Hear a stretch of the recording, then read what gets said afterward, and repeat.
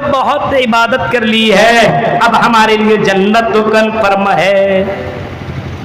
عبادتیں ہم نے رمضان میں بہت کر لیا، روزہ رکھ لیا، تراویح کی نماز پڑھ لی، قرآن سن لیا، قرآن کی تلاوت ہم نے سن لیا، ہم نے موبائل میں تقریریں بہت زیادہ سن لی، ہم نے اللہ کے راہ میں صدقہ و خیرات بھی، ہم نے زکوٰۃ بھی دے لیا۔ اب ہمیں رمضان کی بعد عبادت کرنے کی ضرورت نہیں ہے۔ اب نماز کے وقت آدمی مسجدوں میں بھی نہیں پہنچ رہا ہے، مؤذن کی آواز سننے والا ابھی ایک ہفتہ پہلے مسجدوں کو آباد کرنے والا تھا، لیکن آج اسی ہاشم پور کے اندر مسجدوں کے اندر اذان ہوتی ہے تو ہماری مسجدیں جیسے کل ویران تھی، آج بھی ہماری مسجدیں ویران ہے، آج بھی ہماری مسجدیں ویران ہے۔ میرے پیارے ساتھیوں، ذرا سلف صالحین کی زندگی دیکھو، اللہ کے قسم سلف صالحین رمضان گزار لینے کے بعد وہ سویا نہیں کرتے تھے، رمضان گزار لینے کے بعد اپنے آپ کو جنتی نہیں سمجھتے تھے، رمضان گزار لینے کے بعد اپنے آپ کو بہت بڑا براجمان نہیں سمجھتے تھے،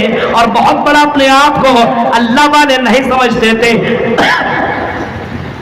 بلکہ رمضان گزر جانے کے بعد 6 مہینہ تک 6 منتھ تک 6 مہینہ تک وہ اللہ کے دربار میں دعا مانگتے تھے، اے اللہ جو رمضان کے مہینے میں ہم نے عبادتیں کی ہے، اے اللہ جو رمضان کے مہینے میں جو ہم نے قرآن کی تلاوت کی ہے، اے اللہ جو رمضان کے مہینے میں ہم نے روزہ رکھا ہے، اے اللہ جو ہم نے دعائیں کی ہے، اے اللہ تیرے راہ میں جو ہم نے خرچ کیا ہے، ایک دن نہیں، 2 دن نہیں، ایک ہفتہ نہیں، 2 ہفتہ نہیں، ایک مہینہ نہیں، 2 مہینہ نہیں، بلکہ 6 مہینہ تک دعا مانگا کرتے تھے کہ اللہ ہماری عبادتوں کو قبول کر لے، اے اللہ ہماری عبادت کو اللہ قبول کر لے۔ میرے پیارے ساتھیوں، وہ ہماری طرح عید کا چاند دیکھ لینے کے بعد مسجدوں کو آپ چھوڑ نہیں دیتے تھے، وہ ہماری طرح موبائل کے اندر پھر سے گانے اور فلموں کو لوڈ کر کے پھر سے سننا شروع نہیں کر دیتے تھے، ہماری طرح میرے بھائی اور رمضان گزر جانے کے بعد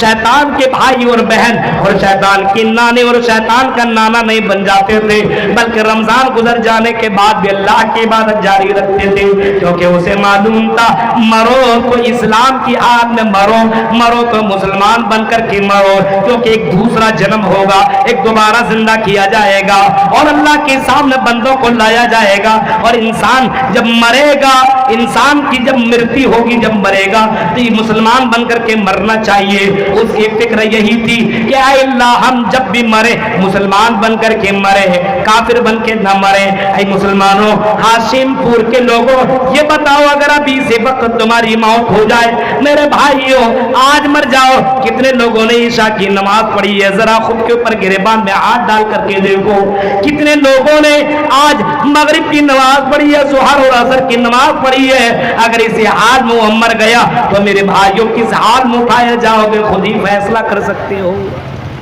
خود ہی فیصلہ کر سکتے ہو۔ حق تقاتہ کا مطلب کیا معلوم ہے؟ اللہ سے جیسا ڈرنے کا حق ہے، اس کا مطلب کیا معلوم ہے؟ ایوتا فلا یوزا، اللہ کی اطاعت کی جائے، صرف رمضان میں نہیں، اللہ کی اطاعت کی جائے زندگی بھر،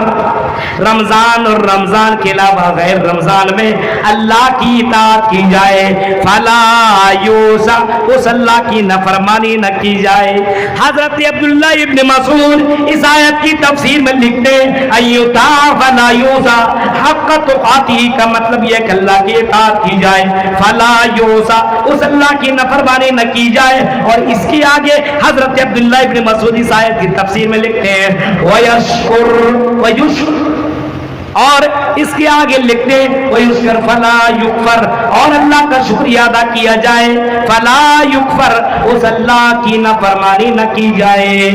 اللہ کا شکریہ ادا کیا جائے، اس کی ناشکری نہ کی جائے۔ اور آگے حضرت عبداللہ ابن مسعود لکھتے ہیں وَيُذْكَرْ فَلَا يُنْسَى، اس اللہ کو یاد رکھا جائے، اس اللہ کو بھلایا نہ جائے۔ صرف رمضان میں نہیں میرے بھائیوں، اس کو زندگی بھر اللہ کو یاد رکھا जाए, तुम किसी भी हाल में रहो, अल्लाह को भूलने की कोशिश मत करो। तुम जंगल में हो फिर भी अल्लाह को याद रखो, तुम घर के अंदर हो फिर भी अल्लाह को याद रखो, तुम बाजार में हो फिर भी अल्लाह को याद रखो। यानी ये देखो कि अल्लाह ताला मुझे देख रहा है। अल्लाह को कभी भी भूलना नहीं चाहिए। अल्लाह को अगर भुला दिया तो कल कयामत के दिन तुम्हें भी भुला दिया जाएगा, कल कयामत के दिन तुम्हें भी भुलाया दिया जाएगा। इस वजह से हजरत अब्दुल्लाह इब्न मसूद इस आयत की तफसीर में लिखते हैं, वह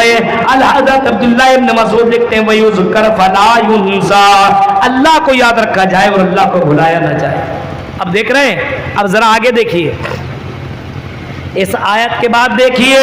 जो लोग मरने के बाद दोबारा जिंदा होने के बारे में सोचते नहीं है, मर जाएंगे, सड़ जाएंगे, गल जाएंगे, कर लो एंजॉय। क्या मौलवियों की तकरीर में लगे हुए हो? हाँ, जलसा सुनने के लिए भी आ रहे हैं तो जलसा के लिए नहीं आ रहे हैं। अभी रमजान गुजार रहा है, जो बताया कि हालत रोजा में हलाल चीजों को इस्तेमाल नहीं कर सकते, यही तकवा है। हराम चीज छोड़िए, हालत रोजा में हलाल चीजों का इस्तेमाल नहीं कर सकते हैं। और अगर आप ने रोजा रखा और हलाल चीजों से अपने आप को बचा लिया, पानी हलाल लेकिन नहीं पिया, खाना हलाल लेकिन नहीं पी खाया, बीवी हलाल, बंद कमरा है, सुंदर बीवी है, खूबसूरत बीवी है, लेकिन आपने अपने बीवी से मुलाकात नहीं की, आपके लिए जो चीजें हलाल है आपने रमजान में हालत रोजा में इस्तेमाल नहीं किया, क्योंकि आपको मालूम है रोजा नाम ही है खाने पीने जिमा और इन तमाम चीजों से रुक जाने का नाम है, इसका नाम है, इसी का नाम है रोजा। इफ्तार सूरज निकलने से पहले आप सहरी कर लो और सूरज डूबने के बाद आप इफ्तार कर लो, यानी इस दौरान में तुम हलाल चीजों को भी छोड़ दो अल्लाह के लिए, अल्लाह के लिए। और इससे तकवा आएगा, जब तुम हलाल चीजों को अल्लाह के लिए छोड़ सकते हो तो फिर अल्लाह कह रहा मेरे बंदों, फिर गैर महीने में, रमजान के अलावा दूसरे महीने में अभी तुमने एक हफ्ता पहले ये सारी चीजें तुमने की है, हराम तो तुम करते ही नहीं थे बल्कि हलाल को भी तुम नहीं इस्तेमाल कर रहे थे, दिन में नहीं कर रहे थे, क्योंकि अल्लाह ताला नाराज हो जाएगा। जैसे रमजान गुजरा वैसे हलाल तो छोड़ो, तुमने हराम की हदूद को भी तुमने क्रॉस कर गया। उसी रात तुमने अपनी गर्लफ्रेंडों को तुमने ईद मुबारक तुमने भेजना शुरू कर दिया, लड़कियों के पास भी शैतानों ने हमला किया और लड़कियों ने दिल बना करके बाकायदा अपने बॉयफ्रेंड को ईदी मुबारक देना शुरू कर दिया। और बाद लड़कियों ने इतनी ईदें ले ली, हमें ईदी कब मिलेगी, ईदी कब मिलेगी, ईद में मुलाकात कब करोगे। और ईद में मुलाकात होने के बाद लड़कियों ने ईदी इस तरीके से पेश की, मेरे भाइयों शैतान भी शर्मा जाए, पार्कों में जाकर के मुलाकात कर लिया और अपने बॉयफ्रेंड से कहती लो ये सबसे बड़ी ईदी मेरे तरफ से है। और लोगों गौर करो, रमजान अभी गुजरा नहीं है और इंसान हराम के हुदूद को भी क्रॉस कर रहा है, जिनाकारी के अड्डों में पहुंच रहा है, जिनाकारी कर रहा है, शराब पी रहा है, जुआ खेल रहा है, नमाज के वक्त नमाज नहीं है। जरा गौर करो मेरे भाइयों, अगर वो मर गया उसी पोजीशन में तो दोबारा अगर जिंदा किया जाएगा तो उसी हाल में जिंदा किया जाएगा। अब आगे देखिए, तथस्तो शंबलगरा में सौते से जो जाते विवज्जिता मंगलाचारा बहुल पापिता विवज्जिता। हाँ, दोबारा इंसान को जिंदा किया जाएगा तो मंगलाचार, अल्लाह के नबी दुनिया के अंदर जो आए मंगलाचार नेकियों के गुरु बनकर के आए और आपने नेकियों का पाठ पढ़ाया, नेकियों का दर्स दिया। ऐ लोगों अच्छा करो, अच्छा पाओगे, अच्छा कर्म करोगे तो अच्छा तुम्हें फल मिलेगा। मरने के बाद तुम्हें अल्लाह तबारक ताला दाहिने हाथ में नाम आयामाल देगा,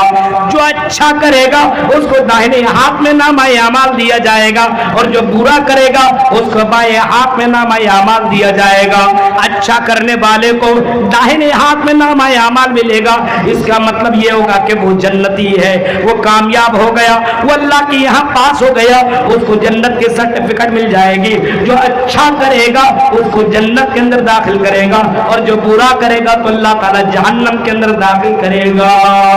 اب ذرا اس آیت کو دیکھیے،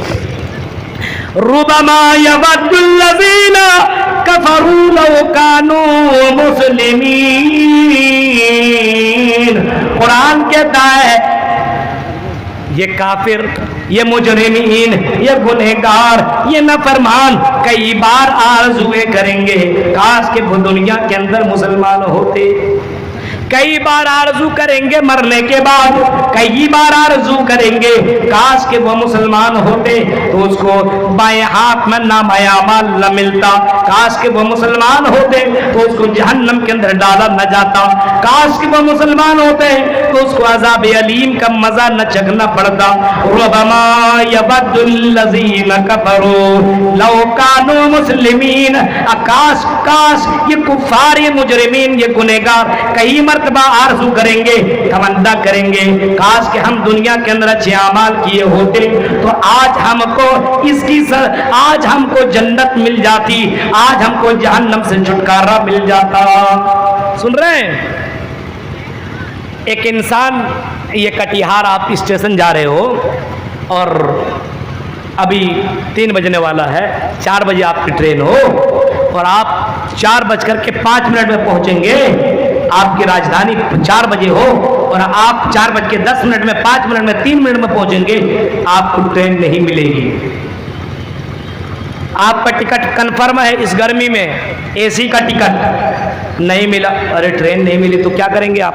افسوس تو کریں گے، آپ کہیں گے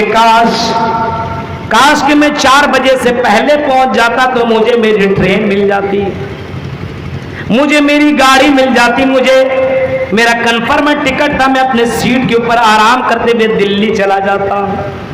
مجھے ٹرین نہیں ملی، مجھے ارجنٹ جانا تھا نہیں ملے، کیا کروں؟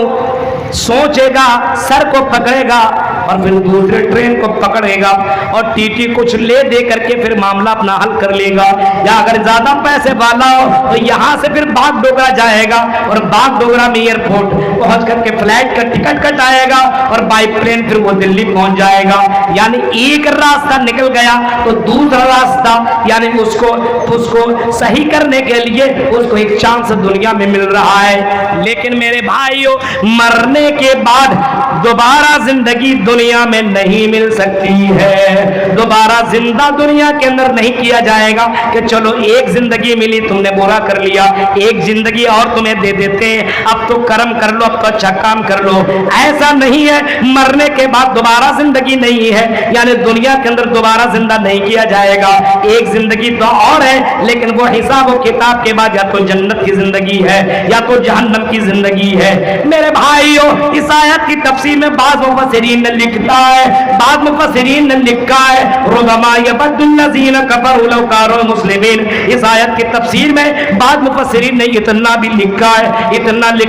کہ جب آدمی مرنے کے قریب پہنچتا ہے تو ایک دیندار، ایک اچھا مسلمان اگر ہوتا ہے، نیک پرہیزگار ہوتا ہے، اس کے پاس اللہ تعالیٰ رحمت کے فرشتوں کو بھیجتا ہے، خوبصورت فرشتوں کو بھیجتا ہے، جنت کا کپڑا دے کر کے بھیجتا ہے، اور جب یہ فرشتے اس کے بعد پہنچتے ہیں اس کو سلام کہتے ہیں، اس کو مبارکباد پیش کرتے ہیں اور اس کو کہتے ہیں تمہیں گھبرانے کی ضرورت نہیں ہے، تمہیں افسوس کرنے کی ضرورت نہیں ہے، تم نے بڑا اچھا عمل کیا، تم نے دنیا کے اندر بہت اچھا کرم کیا ہے، اب تمہاری موت آ رہی ہے، تمہاری روح کو قبض کیا جائے گا اور تمہیں غم کرنے کی ضرورت نہیں ہے، تمہیں مرنے کے بعد تمہیں اچھی زندگی ملنے والی ہے، اس کو بشارت دی جاتی ہے، اس کو شبھ سماچار سنایا جاتا ہے، اس کو خوشخبری سنائی جاتی ہے۔ ایک آدمی جب مرنے کے قریب پہنچتا ہے نا، قرآن کریم کی آیت کو ذرا دیکھیے، ان الذین قالوا ربنا اللہ